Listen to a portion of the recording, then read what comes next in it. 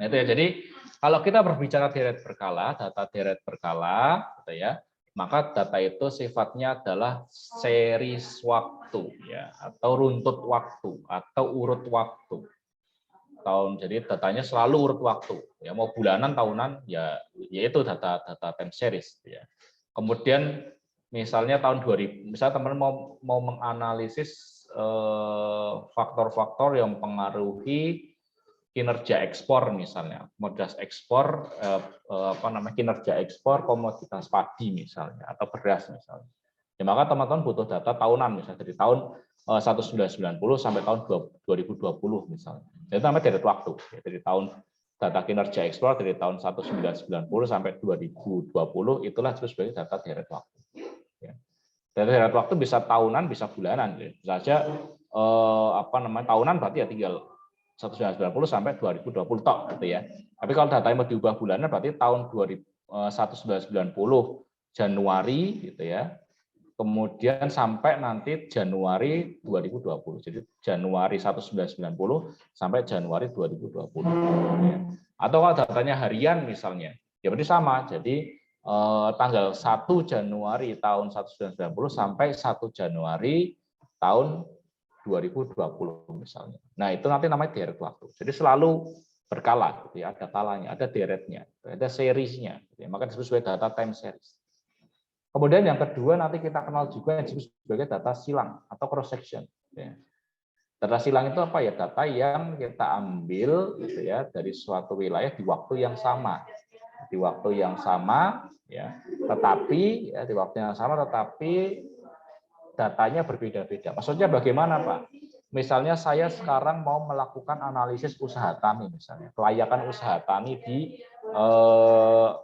kelayakan usaha tani di Kecamatan Puring misalnya. Ya, saya mau analisis kelayakan usaha tani di Kecamatan Puring. Penelitian itu saya lakukan di tahun ini, di bulan ini bahkan mungkin di bulan Mei tahun 2022. Ya.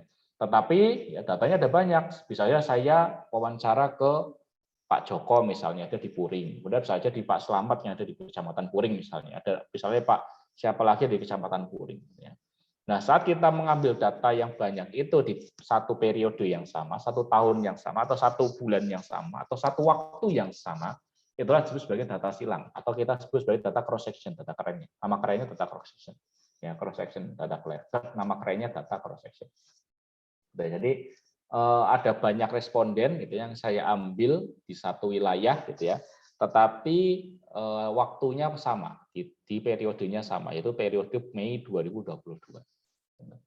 Ya, jadi bedanya itu kalau di data time series kan waktunya berbeda, ada tahun 2000 ada tahun 1990, 1991 dan seterusnya sampai 2020 misalnya. Tapi kalau cross section enggak, respondennya banyak gitu ya, ada Pak Joko, Pak Slamet, Pak Akbar dan sebagainya misalnya gitu ya. Tetapi waktunya sama, tempatnya sama. Ya, itu sebagai data silang atau cross section. Kemudian yang ketiga nanti kita bisa berbicara ada yang namanya data panel. Data panel ini gabungan antara data time series sama data cross section. Ya. Jadi dia time series dan juga cross section. Contoh misalnya saya mau meneliti misalnya alih fungsi lahan misalnya di Pulau Jawa misalnya. Ya. Saya menggunakan data time series tahun 1990 sampai tahun 2020. Ya. Nah, Pulau Jawa ini kan terdiri dari banyak provinsi gitu ya. Misalnya saya ambil 6 provinsi di sana, ada Jawa Tengah, Jawa Timur, Jawa Barat, gitu ya, Banten, Daerah Istimewa Yogyakarta, gitu ya. Kemudian yang satunya lagi DKI Jakarta misalnya. Ya udah berarti itu adalah cross sectionnya itu adalah nama-nama provinsi yang ada di Pulau Jawa, gitu ya. Kemudian time series-nya adalah tahunannya, gitu ya, dari tahun 1990 sampai 2020, gitu ya misalnya. Gitu. Jadi saya mau meneliti alih fungsi lahan yang ada di Pulau Jawa tahun 1990 sampai tahun 2020. Ya. Kemudian karena di Pulau Jawa ada banyak provinsi, saya breakdown datanya. Ya. Ada provinsi Banten, data di provinsi Banten, data di provinsi Jakarta, DKI Jakarta, ada di provinsi Jawa Tengah, Jawa Timur dan seterusnya, gitu ya. Gitu ya. Kemudian tahunnya dari tahun 1990 sampai 2020. Nah, kalau kita gabungkan dua data itu, kita kenal sebagai data cross section. Ya, kita kenal sebagai data cross section. Saya tunjukkan maksud perbedaan antara data cross section, time series sama data panel itu apa. Gitu ya. Nah, sebelum itu kita harus tahu dulu karakteristiknya apa sih, gitu ya. Karakteristik dari masing-masing data itu apa sih. Untuk yang pertama data time series atau data deret berkala ini terdiri dari beberapa waktu karakteristiknya. Jadi waktunya nggak sama. Jadi waktu dari data time series atau deret berkala nggak sama. Yang satunya 1990, satunya 1991 misalnya.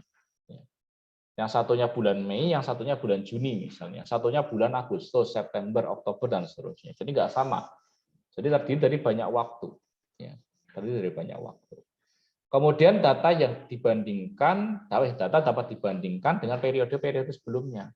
Jadi saya bisa membandingkan data tahun 1990 dengan data tahun 1991. Itu bisa dibandingkan. Karena datanya sama, misalnya sama-sama IHK. Sama-sama data harga indeks harga konsumen. Jadi saya bisa membandingkan indeks harga konsumen di tahun 1990 dengan indeks harga konsumen di tahun 1991. Itu boleh. Atau misalnya saya mau meneliti inflasi misalnya. Saya kalau kita menggunakan data time series, saya menggunakan data time series, saya bisa membandingkan antara inflasi tahun 1990 dan inflasi tahun 1991. Jadi ini adalah salah dua karakteristik ya, karakteristik nomor 2 ya dari data deret waktu. Kemudian yang ketiga apa? Yang ketiga dapat membentuk berbagai macam pola. Jadi kalau kita menggunakan data time series, maka kita bisa mengetahui atau kita bisa melihat pola dari data itu. Apakah datanya ini memiliki tren yang semakin naik dari tahun ke tahun misalnya, atau dari waktu ke waktu misalnya, atau memiliki tren siklis misalnya, ya cyclical misalnya, atau punya tren seasonal misalnya, atau musiman. Ya. Jadi ada banyak kalau kita merangkai data time series, maka di sana bisa bentuk berbagai pola. Berbagai pola. Kemudian nomor 4 yang paling penting, poin keempat yang paling penting dari ciri data berkala adalah given datanya. Datanya given. Artinya apa Pak given? Artinya data itu ya sudah diberikan dari sana. Kalau teman-teman menggunakan data deret berkala, maka teman-teman tidak bisa mengubah data itu. Ingat teman-teman tidak boleh mengubah data itu kalau teman-teman menggunakan data deret berkala. Misal tahun 1991, ya, BPS Badan Pusat Statistik Indonesia merilis bahwa indeks harga konsumen kita atau IHK kita ada di 103, indeksnya ada di 103 misalnya, atau 103,90 misalnya. Indeks harga konsumen di tahun berapa tadi? Tahun 2020 aja deh. Tahun 2020 misalnya adalah 103,90. Ya. Berarti itu tidak boleh diganti-ganti, tidak boleh diganggu-gugat. Itu given datanya. Jadi ya kalau teman-teman mau penelitian menggunakan data IHK tahun 2020 ya harus pakai data itu. Nilainya harus 103,90. Ya. Tidak boleh diganggu-gugat sama sekali. Ya. Tidak boleh diganggu-gugat. Jadi salah saat nanti teman-teman penelitian dan menggunakan data sekunder misalnya, kemudian datanya tanda kutip dinormalkan, tidak bisa, tidak boleh. Ya. Tidak boleh. Jadi teman-teman kalau menemukan data yang seperti ini nanti ya kalau mau penelitian menggunakan data ini, makanya teman harus punya pengetahuan yang banyak tentang data. Ya. Harus punya pengetahuan yang banyak tentang data. Bagaimana untuk mengatasi masalah-masalah yang ada atau yang terjadi pada data yang kita miliki, contohnya begitu. Ya. Jadi itu adalah ciri-ciri atau karakteristik yang lazim ditemui pada data berjenis deret berkala atau time series. Kemudian yang kedua kita melihat adanya data silang atau cross section. Salah satu cirinya adalah terdiri dari banyak observasi pada satu waktu yang sama. Jadi ada banyak observasi, ya observasinya banyak, orang yang kita wawancarai banyak, orang yang ditanyai banyak, gitu ya. Tetapi waktunya sama. Gitu. Misalnya saya penelitian di bulan Juni misalnya tahun 2022. Ya maka di sana saya mengambil datanya ya di bulan itu ya dengan responden atau jumlah observasi yang beraneka ragam. Tadi saya kasih contoh misalnya saya melakukan penelitian tentang analisis studi kelayakan usaha tani padi di Kecamatan Puring. Saya penelitiannya bulan Mei tahun 2020. Maka saya di sana bisa menanyakan kepada petani-petani yang dari Kecamatan Puring tentang usaha tani yang mereka jalankan. Gitu. Pak, berapa produksinya misalnya? Bisa aja produksinya Pak Joko sama Pak Slamet di Kecamatan Puring itu beda, gitu ya. Gitu. Nah, yang dimaksud dengan observasi itu gitu ya. Jadi ada jumlah observasi itu adalah responden yang kita gunakan. Jadi observasinya atau responden yang kita gunakan bisa sangat banyak, gitu ya. Tapi waktunya sama, waktunya dalam periode yang sama. Jadi tidak menggunakan tidak terdiri dari banyak waktu tidak, gitu ya. Jadi itu. Kemudian yang kedua adalah data tidak dapat dibandingkan dengan periode lain. Jadi kita tidak bisa membandingkan data itu dengan periode lain. Jadi misalnya teman-teman analisis studi kelayakan usaha tani padi di Kecamatan Puring di tahun bulan ini misalnya bulan 2022 di bulan Mei 2022 misalnya. Kemudian teman-teman mau membandingkan data ini dengan periode yang lain, itu nggak boleh, nggak bisa. Karena sudah tidak bisa dibandingkan, kan data itu sudah berbeda. Datanya sudah berbeda, tidak bisa dibandingkan. Kecuali nanti teman-teman observasinya sama, ya observasinya sama itu nanti jadinya data panel. Tapi kita tidak bisa membandingkan itu, ya karena sampelnya berbeda, ya sampelnya berbeda atau observasinya berbeda. Kemudian yang ketiga, tetapi bisa dibandingkan antara satu observasi dengan observasi lainnya. Ya, tadi saya bilang, gitu ya. Jadi observasi yang satu dengan observasi bisa dibandingkan. Tapi kalau observasinya berbeda, maka tidak bisa dibandingkan. Jadi contohnya tadi, misalnya saya bulan ini mewawancarai Pak Slamet sama Pak Joko misalnya, gitu ya, di Kecamatan Puring. Dia petani, ya, dia petani di Kecamatan Puring misalnya. Tetapi di tahun 2023 misalnya tahun depan di bulan yang sama misalnya, saya melakukan wawancara lagi di kelayakan usaha tani padi di Kecamatan Puring. Tetapi saya wawancaranya sama Pak Akbar misalnya, ya. Pak Akbar sama Pak Randy misalnya. Maka ini nggak bisa dibandingkan, dua data ini nggak bisa dibandingkan karena berbeda. Ya, dua data yang tadi saya ambil nggak bisa dibandingkan. Kecuali di sini saya wawancara Pak Joko sama Pak Slamet, kemudian di tahun 2023 saya juga wawancara lagi pada Pak Joko sama Pak Slamet. Itu bisa kita bandingkan. Ya. Nah, kalau kita melakukan itu, itulah yang disebut sebagai data panel. Ya. Jadi respondennya sama, gitu ya, periodenya berbeda-beda. Ya. Itulah disebut sebagai data panel. Makanya di data panel itu adalah pengertiannya adalah ciri-cirinya adalah gabungan antara data time series dengan data cross section. Ya, gitu. Jadi data panel seperti itu ciri-cirinya. Tapi kalau respondennya berbeda tidak bisa dibuat panel, nggak bisa, ya nggak bisa. Ya, itu sedikit membahas tentang data panel. Kemudian kita kembali lagi ke nomor 2 tentang data silang atau cross section. Ya, ciri-ciri yang keempat atau karakteristik yang keempat adalah data itu dapat dibuat. Ya. Ini perbedaan yang nyata, ya perbedaan yang paling signifikan antara time series sama cross section. Ya, salah satunya ini. Kalau time series kita bisa membuat data. Ya, kita bisa membuat data. We can create a data. Ya, teman bisa membuat data apapun itu. Ya. Misalnya di BPS nggak ada, teman bisa buat data sendiri. Misalnya, karena mau peneliti tentang willingness to pay, misalnya willingness to pay petani untuk melindungi lahan pertaniannya, misalnya. Ya. Willingness to pay itu apa sih Pak? Keinginan untuk membayar, ya. Ingin untuk membayar lahan pertanian yang dimiliki oleh seorang petani. Ya. Nah itu kita bisa membuat data itu, boleh-boleh aja, ya. Karena kita wawancara langsung kepada responden kita, boleh-boleh aja, itu sah-sah aja. Ya. Tapi ya nggak boleh kalau data itu data berkala. Ya, jadi ingat perbedaan-perbedaan ini teman harus camkan betul, jangan sampai kebalik-balik. Ya. Nah kemudian ini contohnya teman-teman semuanya, gitu ya. Teman bisa melihat di sini adalah contohnya kalau teman-teman membedakan antara data primer, data cross section, data time series, sama data panel. Ya. Kalau data di sini adalah data time series. Jadi ada tahun 1, tahun 2, tahun 3, tahun 4, ada harga misalnya, harga 34, 21, dan seterusnya. Ya. Jadi tahun, ya ke bawah tahun. Ya. Ini adalah data time series. Kemudian yang di tengah ini adalah data cross section. Gitu ya. Jadi ada responden A, B, C, D. Ada Pak Joko, ada Pak Slamet, ada Pak Akbar, ada Pak Bibi misalnya, ada Pak Bu Ainun, dan sebagainya misalnya. Ya. Jadi ini adalah data yang sifatnya data cross section. Ya, waktunya sama, ini waktunya sama di satu waktu yang sama. Cuma observasinya berbeda-beda. Ya. Observasi berbeda. Observasinya ada si A, si B, si C dan sebagainya. Tapi itu waktunya sama di satu waktu yang sama. Misalnya Mei misalnya, ya Mei 2022. Ya, gitu. Kalau ini kan tahunan, setiap tahun berbeda-beda. Nah, bagaimana kalau datanya panel, Pak? Panel gabungan. Ya. Jadi ada tahun 1 responden A, B, C, gitu ya. Kemudian tahun 2 tanya lagi responden A, B, C, gitu ya. Kemudian tahun 3 ada tanya lagi responden A, B, C. Gitu. Jadi tahun 1 A, B, C, tahun 2 A, B, C, tahun 3 A, B, C. Ada harga di sini ya.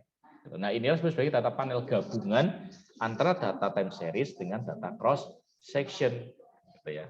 Gitu.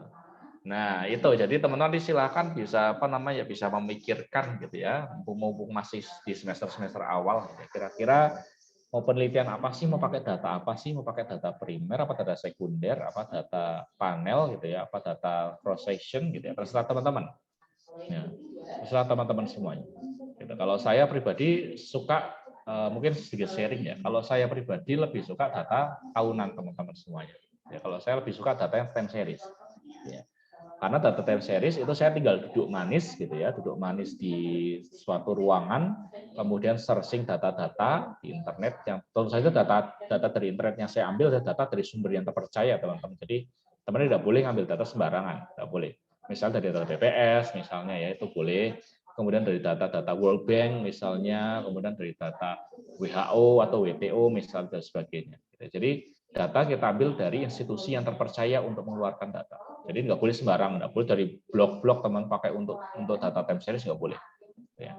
Jadi saya lebih suka menggunakan data time series. Jadi saya tidak perlu ke lapangan. Tapi kalau teman-teman menggunakan data cross section, teman harus ke lapangan, wawancara, gitu ya, wawancara. Tapi kalau teman-teman menggunakan data datanya data cross section, teman-teman akan tahu banyak lapangan. Ya. Teman akan tahu banyak. Kenapa kok harganya naik, kenapa harganya turun, teman akan tahu persis alasannya apa. Karena teman wawancara langsung, gitu ya. Ternyata data time series, ya teman nggak bakal tahu, gitu ya. Kenapa kok di tahun 2020 misalnya harganya jeblok misalnya, ya. Kenapa di tahun 2019 misalnya harganya naik tinggi banget misalnya. Nah itu kan agak sulit, ya teman-teman kalau nggak banyak membaca, nggak ngerti teori ya tentang apa yang teman teliti akan sulit, gitu ya. Jadi maka dari itu biasanya untuk teman-teman yang masih S1 gitu ya, itu bakal lebih banyak yang menggunakan data cross section ya. Karena datanya cross section itu lebih mudah, teman akan ke lapangan, memang capek di lapangan, memang capek gitu ya. Tetapi teman tahu persis alasan-alasannya kenapa kok harganya naik, kenapa harganya rendah gitu ya, kenapa kok tinggi, kenapa kok rendah dan sebagainya, tahu persis gitu ya. Tahu persis gitu ya. Jadi itu. Nah, syukur-syukur nanti teman-teman bisa menggunakan data panel, itu lebih bagus. Karena data panel punya kelebihan. Kelebihannya apa? Otomatis N-nya, jumlah datanya akan lebih banyak. Gitu ya. Itu karena dikalikan. Gitu ya. Misalnya teman-teman punya 3 responden, tahunnya ada 10, berarti 3 dikali 10 ini udah punya 30 data bawah. Gitu ya. Dapat 30 data. Itu teman-teman cuma pakainya data time series, ya. Data time series, maka teman-teman cuma punya 10, ya dari tahun 1 sampai tahun 10. Ya kan datanya cross section teman-teman cuma punya 3 tadi ya, A, B, C gitu ya. Tapi kalau teman punya datanya data panel gitu ya, maka berarti teman akan punya data sejumlah jumlah cross sectionnya dikalikan dengan jumlah time seriesnya, berarti 3 dikali 10. Akhirnya dapat data ke bawah itu 30. Gitu ya. Ini kan contohnya ini ya. Ini. Yang ini yang teman-teman lihat di sini misalnya ini, kalau teman-teman hanya datanya mau makainya adalah data cross section, berarti hanya yang ini, teman-teman cuma punya 3 ya.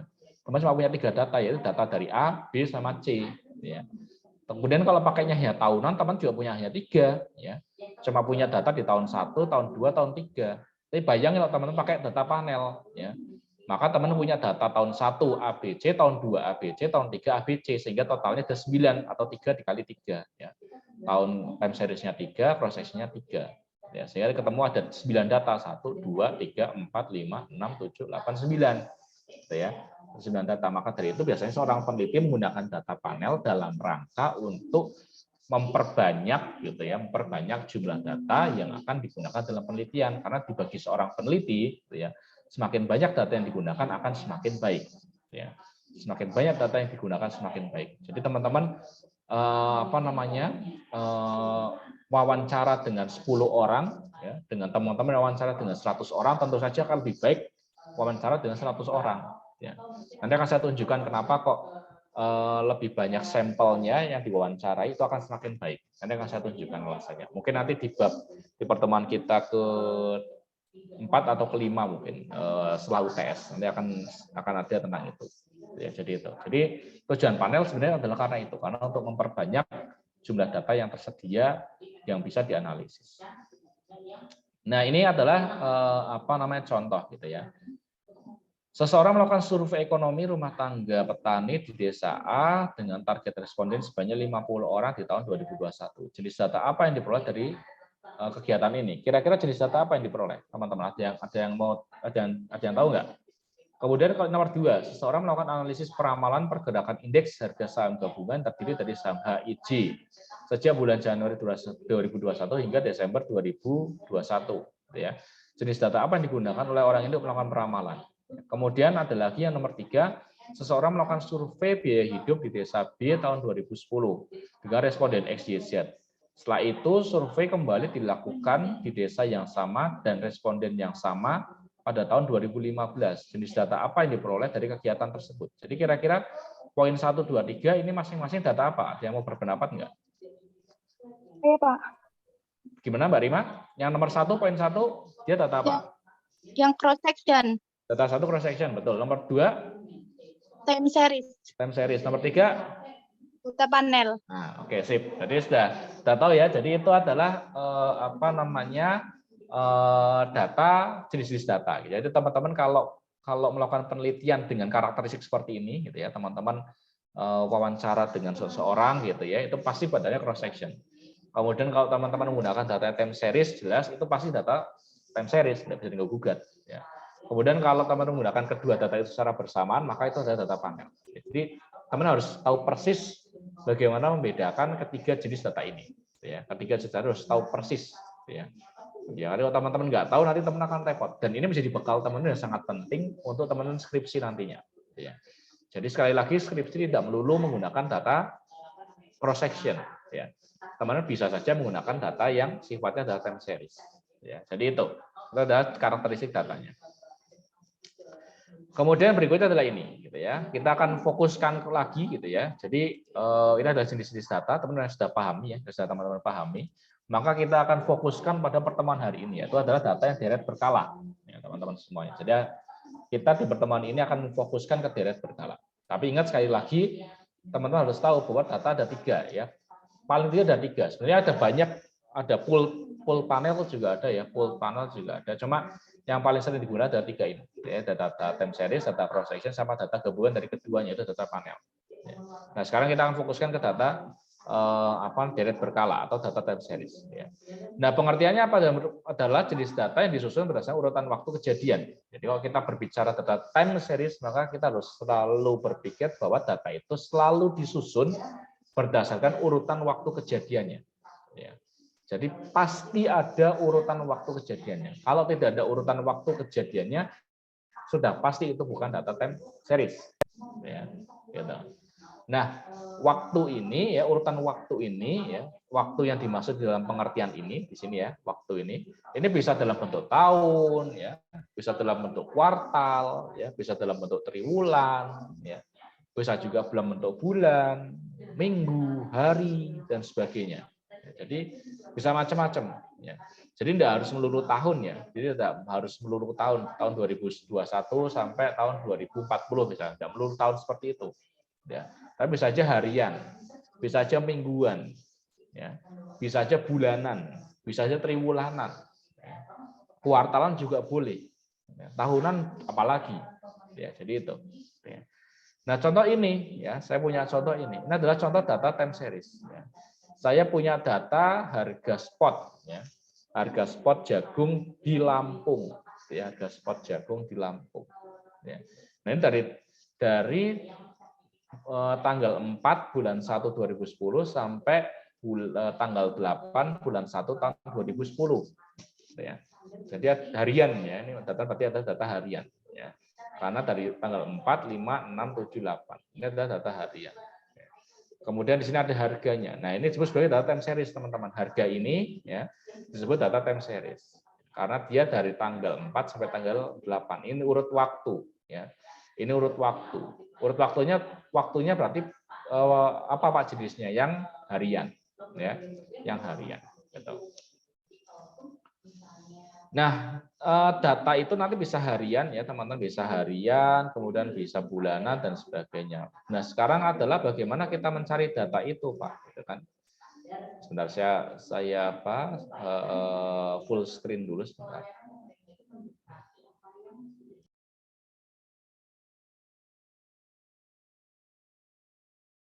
Nah, ini teman-teman adalah salah satu data yang bisa teman-teman cari gitu ya. Misalnya teman-teman mau penelitian tentang harga misalnya. Tentang fluktuasi harga komoditas pertanian misalnya gitu ya.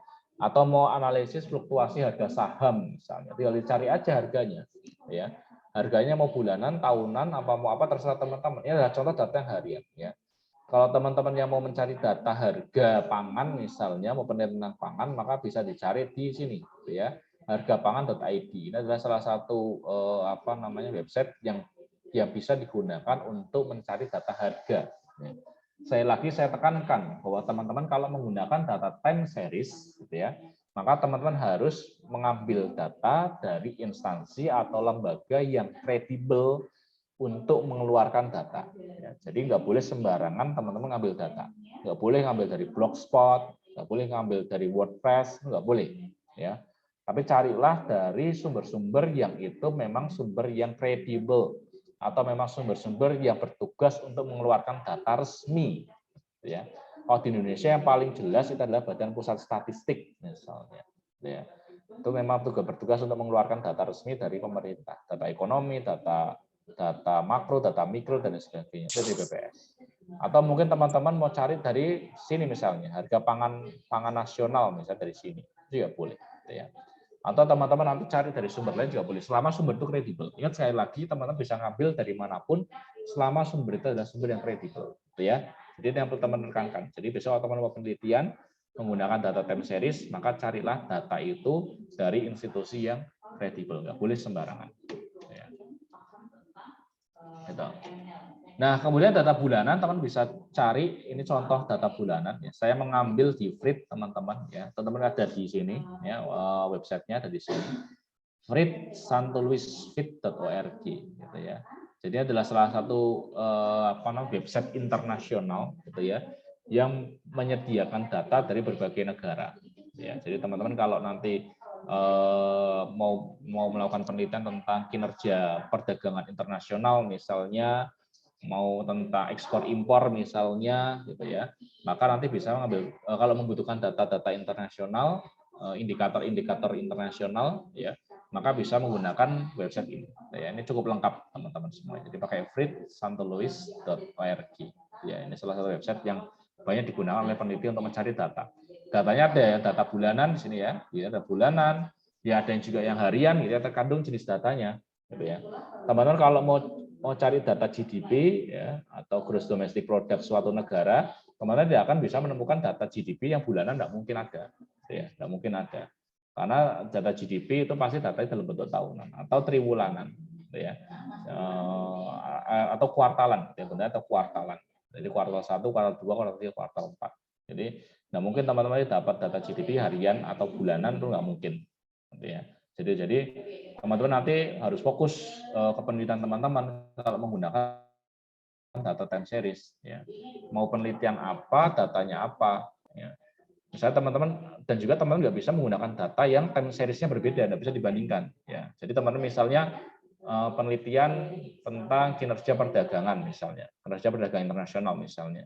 Data yang satu teman pakai data dengan urutan waktunya adalah bulanan, yang satunya lagi urutan waktunya adalah tahunan, itu nggak bisa, nggak boleh, ya, nggak boleh, harus dibuat sama, ya, dibuat sama satuannya, sehingga nanti bisa dibandingkan data yang satu dengan data yang lain. Jadi perlu diperhatikan untuk untuk satuannya. Kemudian contoh data triwulan juga ada ya. Ini saya bilang tadi gross domestic product gitu ya. Ini nggak ada data bulanan gitu ya.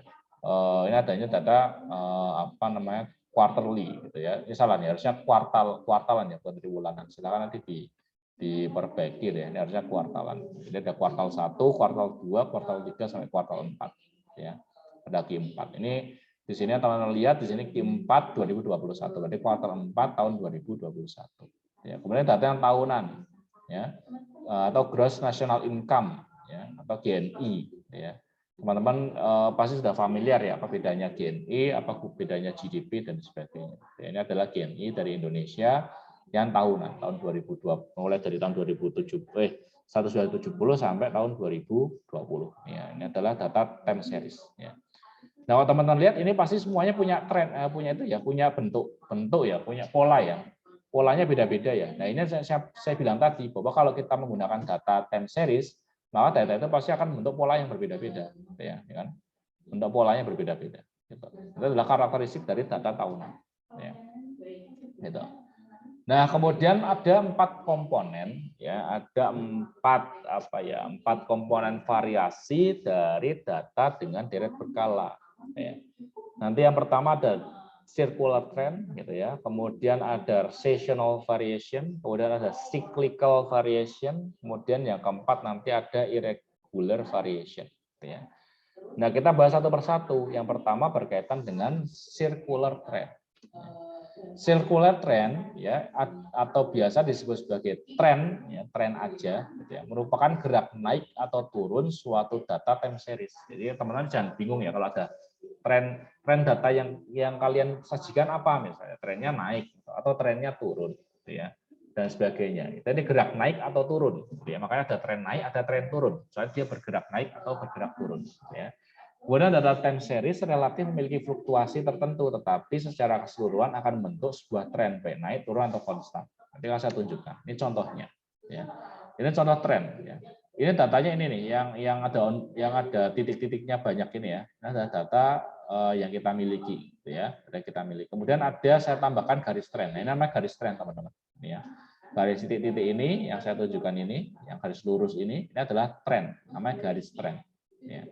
Nah, ini menunjukkan perkembangan harga spot komoditas jagung sepanjang tahun 2020 ya. Jadi ini data sepanjang tahun 2010. Jadi saya punya data harian ini ya dari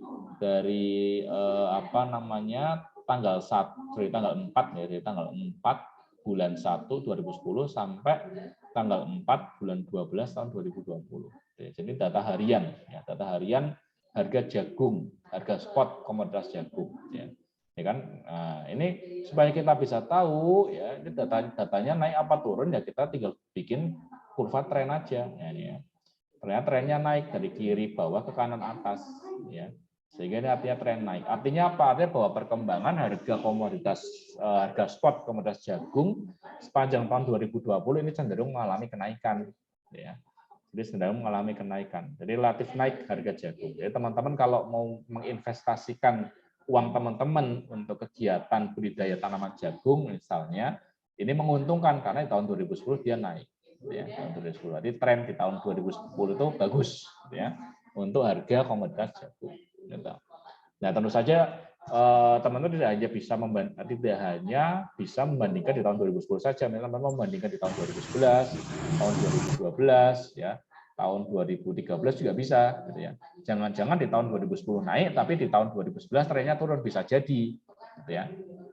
Bisa jadi, atau di tahun 2012-nya naik lagi, bisa jadi ya.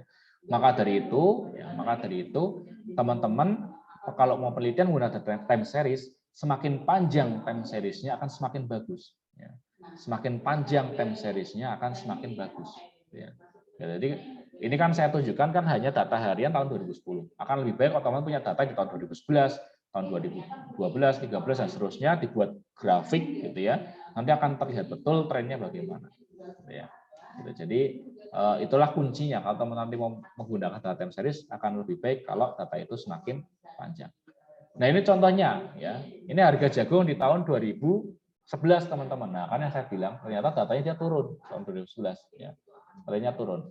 Kalau semisal saya tidak saya gunakan ini ya, garis putus-putus ini ya, tidak saya tambahkan garis putus-putus ini, teman-teman akan sulit untuk menentukan ya. Teman-teman semua dari semuanya akan sulit untuk menentukan apakah tren dari data ini naik atau turun ya. Kalau saya hapus ininya ya, garis putus-putusnya ini gitu ya. Nah, biar mudah makanya kita kasih kurva tren atau garis tren. Ini garis tren namanya. Ya, garis tren. Sehingga nanti kita tahu, oh ternyata menurun, relatif menurun dari kiri atas ke kanan bawah. Artinya di tahun 2011 harga jagung atau harga spot komoditas jagung ini harga spot komoditas jagung ini cenderung mengalami penurunan. Ya, yang tadi saya bilang kan, itu saja di tahun 2010 dia naik, di tahun 2011 dia turun. Maka dari itu saya bilang, kalau teman-teman menganalisis atau melakukan analisis atau penelitian menggunakan data time series, semakin panjang waktu teman-teman atau semakin panjang time series yang teman-teman gunakan, maka akan semakin baik hasil penelitian yang nanti akan teman-teman dapatkan, atau akan semakin tajam kesimpulan yang akan teman-teman dapatkan dari analisis yang teman-teman lakukan. Ya, contohnya tadi ini saya tunjukkan ya, di tahun 2010 dia bagus, trennya naik, ternyata di tahun 2011 trennya justru turun. Ya, di tahun 2012 bisa saja beda lagi, ya, bisa saja beda lagi. Nah, ini disebut sebagai data sekuler trend, ya, jadi menunjukkan tren tertentu, ya, tren naik, tren turun, atau mungkin konstan juga bisa. Konstan itu berarti cenderung datar gitu ya, tidak menunjukkan naik atau turun, ya, cenderung datar. Gitu. Nah, itu berkaitan dengan sekuler trend. Nah, yang kedua itu komposisinya yaitu adalah seasonal variation atau gerak musim. Itu sebagai gerak musim. Seasonal variation merupakan salah satu karakteristik data time series yang menunjukkan gerak naik atau turun secara periodik dalam jangka panjang, dalam jangka pendek, biasanya dalam 1 tahun. Ya. Contohnya apa, Pak? Contohnya ini, misalnya penjualan pakaian ini melonjak tajam ketika periode Lebaran. Ya. Tapi dan setiap tahun kejadian ini akan berulang kembali. Yang disebut sebagai gerak musim. Ya. Jadi setiap periode Lebaran, ya, penjualan pakaian naik, gitu ya.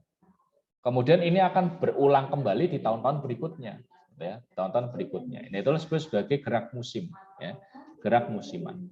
Contohnya apa? Contohnya ini, ya, contohnya ini. Contoh ini ya, grafik di sana merupakan perkembangan harga spot pada tahun 2012 kuartalan. Ya, jadi saya buat data tahun 2012 itu kuartalan. Ya. Nah, ini kita bisa melihat ini adalah pola seasonal teman-teman semuanya. Ya. Jadi di kuartal 1, ya, kuartal 1, kuartal 2, kuartal 3, kuartal 4, ya. Di kuartal 1 datanya adalah segini, banyaknya atau harganya adalah segini, ya, di titik ini. Ya. Kemudian di tahun 2012 dia turun, ya. Tahun 2012 dia turun, cenderung turun. Ya. Kemudian, di kuartal 2 tahun 2012 dia cenderung turun. Ya. Kemudian di kuartal ketiga tahun 2012 dia naik lagi. Ya. Kemudian di kuartal ke-4 dia turun lagi. Ya. Ini disebut sebagai gerak musim. Ya. Gerak musim itu begini. Jadi dia musiman. Ya. Dia naik turun, naik turun, naik turun musiman pada periode-periode tertentu. Ya. Loh, Pak, kenapa kok pakainya harga jagung, Pak? Ya karena memang salah satu salah satu karakteristik harga komoditas pertanian itu ya dia musiman. Ya salah satu karakteristik komoditas pertanian ya musiman. Ya. Jadi kalau pas musim panen ya harganya naik, kalau pas musim paceklik harganya turun. Kalau pas musim panen harganya turun, kalau pas musim paceklik harganya naik kan gitu. Ya. Jadi itu. Jadi teman-teman mungkin yang dari kelas ini menyadari itu, gitu ya. Jadi ya itulah hukum penawaran dan permintaan ya. Jadi saat musim panen itu pasti harga akan turun, ya. Pasti harga akan turun, ya, karena supply-nya melimpah, permintaannya atau demand-nya terbatas. Tapi kalau teman-teman nanti menemui musim paceklik, gitu ya, musim paceklik, sebaliknya harganya naik justru ya, naik tinggi. Nah, itulah yang saya sebut sebagai seasonal variation atau gerak musiman. Ya. Saat pas musimnya itu harganya turun, pas enggak musim dia harganya naik. Ya. Jadi itu selalu berulang, ya, selalu berulang. Makanya disebut sebagai seasonal variation. Kemudian bedanya sama cyclical variation apa, Pak? Cyclical variation ini cenderung dalam jangka waktu yang panjang. Ya. Kalau dia sifatnya itu seasonal, musiman, dia cenderung pendek, ya, dia paling hanya dalam 1 tahun. Tapi kalau kita berbicara cyclical, dia gerak siklis, ya. Jadi gerak naik turunnya itu secara periodik, tapi dalam jangka waktu yang panjang atau lebih dari 1 tahun. Contohnya apa? Contohnya adalah ONI atau Oceanic Nino Index, ya, yang menunjukkan fenomena El Nino sama La Nina, gitu ya. Jadi ini menggambarkan pola siklis. Jadi teman-teman Saya kebetulan pernah penelitian tentang ini ya, penelitian tentang climate change, ya, perubahan iklim, ya, pengaruh perubahan iklim terhadap komoditas pertanian, gitu ya.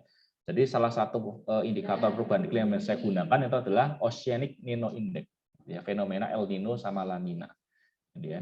Jadi kalau El Nino itu dia cenderung kering, kalau La Nina dia cenderung basah, gitu ya, cenderung basah. Jadi ini menjadi indikator tentang perubahan iklim, ya teman-teman. Jadi sekarang kan kita kan tidak bisa memprediksi Pranoto Mongso lagi ya. Dulu orang Jawa sangat memegang teguh namanya Pranoto Mongso. Jadi kalau Januari misalnya musim hujan ya pasti akan musim hujan ya. Tapi sekarang kita tidak bisa memperkirakan itu lagi, sudah tidak kepakai lagi namanya Pranoto Mongso, gitu ya. Kenapa? Karena ada perubahan iklim, kita tidak bisa mendeteksi waktu dengan tepat lagi. Ya, makanya ya mungkin siapa tahu ada teman-teman yang tertarik gitu ya untuk meneliti tentang perubahan iklim gitu ya. Jadi bisa diskusi sama saya lebih jauh lagi gitu ya tentang indikator perubahan iklim itu apa, kemudian bagaimana mengukurnya dan lain sebagainya. Gitu ya. Jadi salah satunya kita bisa melihat dari Oceanic Nano Index. Ini juga menunjukkan pola siklis. Ya. Contohnya bagaimana Pak ini? Ya, kita bisa melihat sini pola siklis ya. Dia naik, kemudian ada masanya dia turun, dia naik lagi, dia turun lagi, dia naik lagi, turun lagi. Ini ada pola siklis teman-teman. Ya. Dia waktunya nggak dalam 1 tahun, tapi dalam waktu yang lama. Ini data tahun 2006 sampai tahun 2018. Ya. Ini polanya siklis. Ya. Jadi dia kadang-kadang positif, dia negatif. Ya. Jadi kalau di sini kan El Nino itu kalau ONI-nya positif, La Nina kalau negatif. Jadi ini La Nina di sini. Ya. Jadi yang ada di bawah sini ini adalah periode di mana La Nina itu terjadi. Kalau di yang atas berarti El Nino itu terjadi. Ya. Jadi kalau yang semakin tinggi ini artinya berarti dia adalah El Nino yang kuat. Ya. Kalau yang di bawah berarti La Nina yang semakin kuat. Ya kalau semakin ke bawah berarti semakin kuat La Nina. Jadi banjirnya semakin besar atau keringnya semakin besar. Jadi bedanya cuma itu. Ya. Jadi ya El Nino ONI positif menunjukkan kejadian El Nino, artinya penurunan curah hujan. Ya, jadi saya bilang kalau El Nino cenderung kering, gitu ya. Penurunan curah hujan dia dapat memicu kekeringan. Tapi kalau ONI negatif ini cenderung kejadian La Nina, gitu ya. La Nina berarti dia artinya basah, gitu ya. Kalau basah artinya apa? Artinya bahwa curah hujan itu lebih besar daripada biasanya, ya, sehingga memicu banjir, gitu ya.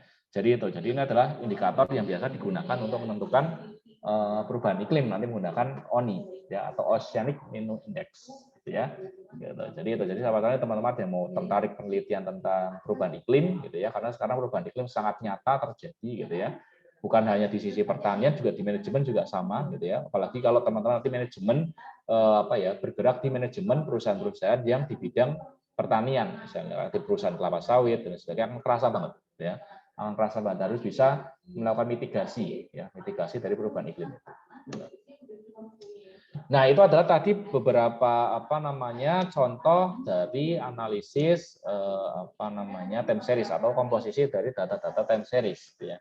Nah, kemudian apa sih sebenarnya manfaat dari kita mempelajari atau manfaat dari data time series itu? Ya, ada beberapa manfaat. Yang pertama gitu ya, membantu mempelajari data-data masa lampau sehingga dapat ditentukan faktor-faktor yang menyebabkan perubahan di masa lampau. Selanjutnya dapat dimanfaatkan untuk perencanaan di masa yang mendatang.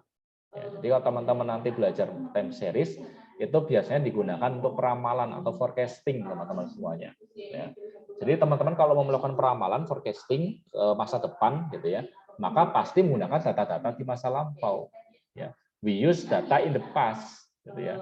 Before we forecast data in the future kan gitu. Ya. Jadi kita selalu menggunakan data di masa lampau untuk meramalkan data-data di masa yang akan datang. Mengapa demikian, Pak? Karena data-data yang di masa lampau itu membentuk pola, gitu ya. Membentuk pola. Nah, pola-pola inilah yang bisa diprediksi. Gitu ya. Oh, di bulan Januari itu pasti harganya naik, gitu ya. Oh, di bulan Desember harganya pasti turun, gitu ya. Dari mana kita bilang itu? Karena tadi ada data-data sebelumnya sudah kita analisis. Oh, data di tahun 1990 menyatakan demikian, data di tahun 1991 menyatakan demikian juga, data di tahun 1992 menyatakan demikian dan seterusnya. Ya. Makanya dari sana kita bisa memforecast, oh besok pasti akan begini datanya. Gitu. Ya. Jadi forecasting, ya, peramalan. Ya. Peramalan itu bukan hal yang buruk ya. Peramalan itu berbeda sama berjudi. Sekali lagi peramal berbeda sama berjudi. Kalau berjudi itu kita benar-benar tidak tahu, ya, tidak tahu akan keluar apa angkanya. Ya. Tapi kalau forecasting meramalkan, kita punya alasan, kita punya reason. Ya. Kenapa reasonnya apa? Tadi data di masa lampau. Oh, datanya adalah sekian. Oh, ini sekian. Oh, ini sekian. Ya. Jadi probabilitasnya tidak 50-50 lagi, ya, tapi sudah lebih dari itu. Ya. Jadi itu. Jadi kadang-kadang masih ada salah konsepsi ya kalau saya menilai gitu ya antara berjudi sama forecasting. Beberapa orang masih menganggap forecasting itu judi. Sebenarnya forecasting bukan judi. Peramalan bukan berjudi, ya. Karena peramalan ada dasar yang kuat untuk menentukan angkanya akan berapa nanti di masa depan. Ya. Tapi kalau judi tidak pernah tahu, nggak punya alasan apapun. Saya misalnya berjudi nih, saya memilih angka 3. Saya tidak pernah tahu kenapa saya memilih angka 3, nggak tahu saya. Coba-coba aja, sampai tahu angkanya 3, gitu kan. Tapi kalau time series, kalau kita melakukan peramalan, kenapa saya bilang besok penjualannya ada 50 misalnya, 50 juta, harganya misalnya besok di bulan depan adalah 50.000 misalnya per lembar saham misalnya. Ya karena saya punya data-data tadi yang saya analisis, ya sehingga jadilah peramalan. Gitu ya. Jadi itu sedikit tentang forecasting. Kemudian yang kedua adalah menentukan periode kuat dan periode lemah dari suatu data, khususnya data sesional. Jadi kita bisa tahu mana data yang kuat dan mana data yang lemah. Contohnya tadi, oh ternyata El Nino kuat, ya El Nino atau La Nina kuat gitu ya. Itu terjadi pada periode bulan Desember sama Desember periode La Nina atau La Nina atau El Nino kuat itu terjadi pada setiap 2 tahun sekali misalnya. Nah, kita bisa tahu seperti itu gitu ya. Jadi kita bisa menebak, oh 2 tahun lagi itu pasti akan terjadi La Nina kuat misalnya, atau terjadi El Nino kuat misalnya. Jadi kita bisa tahu itu, ya, kita bisa mengetahui itu. Kemudian yang ketiga, mudah untuk membandingkan kinerja satu waktu dengan waktu yang lain, jelas. Ya, kita bisa tahu persis, misalnya tahun ini perusahaan bisa memproduksi atau bisa menghasilkan profit 6 juta US dollar misalnya. Kemudian di periode sebelumnya itu bisa menghasilkan 5 juta US dollar. Ya.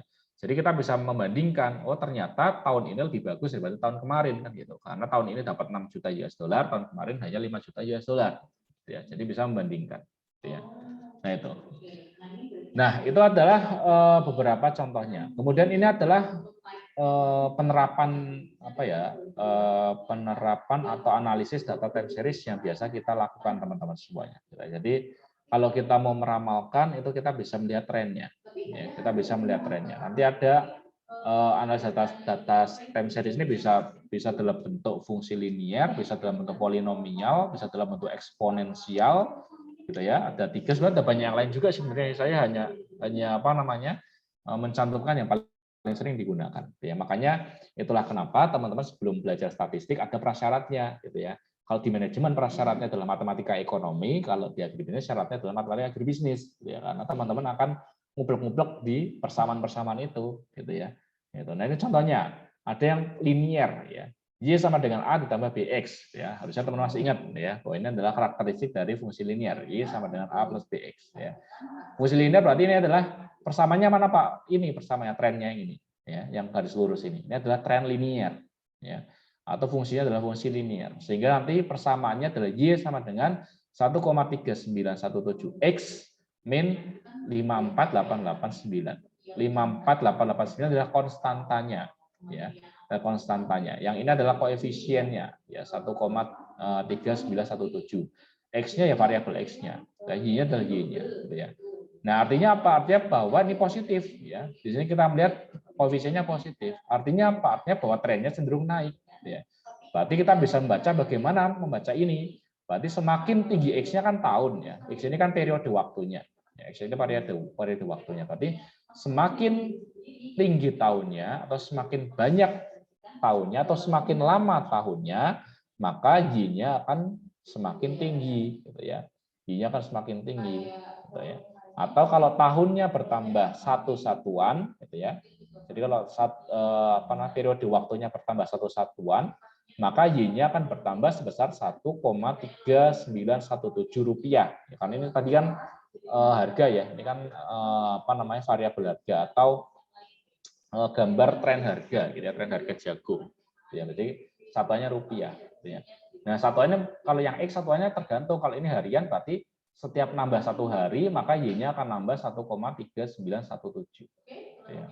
Gitu. Jadi itu cara interpretasinya teman-teman semuanya. Gitu. Ini ada R², nanti R² itu adalah apa namanya ya, ya dia menunjukkan itu ya, apa namanya, seberapa besar gitu ya, seberapa besar variabel independen bisa menjelaskan variabel dependen. Gitu ya. Jadi kalau semakin besar R²-nya otomatis semakin tinggi hasilnya. Jadi R² itu nilainya antara 0 sampai 1. Ya, semakin mendekati 1, semakin bagus model yang kita miliki. Gitu ya. Nah, ini contoh yang fungsi polinomial, teman-teman semuanya. Ya, ini fungsi polinomial. Bisa Y sama dengan A plus BX plus CX kuadrat, dan seterusnya. Bisa pangkat 3 juga bisa. Gitu ya. Ini fungsi polinomial. Bedanya apa, Pak? Bedanya nih. Ya. Dia bentuknya kan ini nih. Kan? Dia melengkung. Nggak lurus lagi, tapi dia melengkung. Ya, garisnya melengkung. Sehingga dia ketemulah seperti ini. Y sama dengan 0,0101X kuadrat min 815,88X ditambah 2E plus 07. Berarti ini 2E itu apa namanya, apa ya, artinya 2 kali 10 pangkat plus 7, artinya gitu. 2 dikali 10 pangkat 07. Berarti panjang banget ya. Berarti berapa? Pangkat 7 berarti ya 2 dikali 0,00007 kali poin nolnya, gitu ya, karena plus 7 di sini. Gitu. Nah, ini adalah model kalau kita buat polinomial. Ya. Nah, kemudian bagaimana kalau kita buat eksponensial? Ya, eksponensial berarti X-nya di atas. Saya tidak perlu jelaskan lagi, gitu ya, karena ini sudah saya jelaskan di matematika ekonomi ataupun di matematika agribisnis. Gitu ya. Kebetulan saya mengajar itu semua. Gitu ya. Nah, ini ketemu adalah hasilnya dari Y sama dengan E bla bla bla, ya, sampai E pangkat 0,001X. R²-nya sekian. Ya. Nah, ini adalah contoh dari analisis data time series. Gitu ya. Tentu saja peramalan nanti bisa pakai banyak cara ya. Ini bisa teman pakai data ini. Jadi X-nya misalnya di sini teman mau meramalkan apa ya? Meramalkan apa namanya, meramalkan misalnya ini kan di terakhir kan ada di 4, 12, 10 ya. Misalnya teman-teman mau meramalkan di 5, 12, 10. Berarti teman-teman tinggal dimasukkan aja X-nya berapa. Ya, X-nya 1, 2, 3, 4 atau berapa. Jadi data keberapa gitu ya. Periode waktu berapa dimasukkan aja. Itu adalah peramalan kalau kita menggunakan metode fungsi eksponensial gitu ya. Kalau menggunakan fungsi polinomial dia sama, X-nya kita masukkan. Jadi misalnya di sini mau kita cari di 5 ya, di bulan, sorry, di apa namanya, di hari kelima bulan 12. Berarti tinggal teman hitung aja bulan kelima, hari kelima bulan ke-12 itu data keberapa gitu ya. Ini masukkan ke nilai X ini. Gitu ya, kita masukkan ke nilai X ini. Ini juga sama dimasukkan ke nilai X ini. Gitu ya. Yang jadi permasalahan adalah data mana lebih baik, Pak? Apakah kita pakai fungsi linier, fungsi polinomial, atau fungsi eksponensial? Gitu ya. Maka teman tinggal lihat di sini R²-nya. Gitu ya. Semakin tinggi R²-nya, semakin bagus. Ya. Di fungsi linear dia hanya 0,6196. Kemudian di fungsi polinomial dia adalah 0,9086. Di fungsi eksponensial dia adalah 0,6136. Berarti otomatis yang paling besar yang ini ya, nilainya ya. Sehingga kita pakai yang persamaan ini karena di R²-nya paling tinggi. Nanti kita akan banyak membahas tentang R² saat masuk ke korelasi sama regresi. Jadi teman jangan khawatir, kita akan banyak belajar lagi R² itu di regresi sama korelasi. Jadi kita pilih yang model yang R²-nya paling tinggi, sehingga kita pakai ini, ya, model yang ini.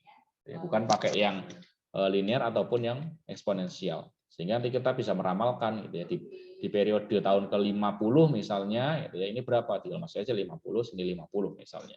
Atau di periode tahun ke-100 berapa? Dimasukin aja. Gitu ya. Ya, jadi itu. Jadi nanti ketemu Y-nya berapa? Y ini adalah harganya.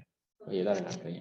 Ya, tentu saja saya katakan lagi bahwa gitu ya, ini adalah data time series, sehingga teman-teman kalau mau meramalkan akan lebih baik kalau datanya semakin panjang.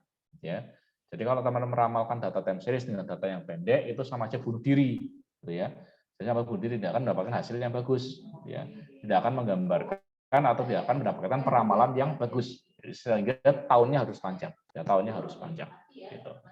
Oke, mungkin itu teman-teman semuanya. Saya akhiri dulu untuk rekaman hari ini. Teman-teman bisa cek hasil rekaman ini di YouTube saya, gitu ya.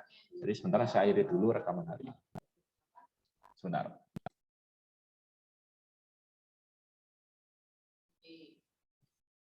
Iya, sama-sama. Coba nanti saya minta di bawah ini ya, bawah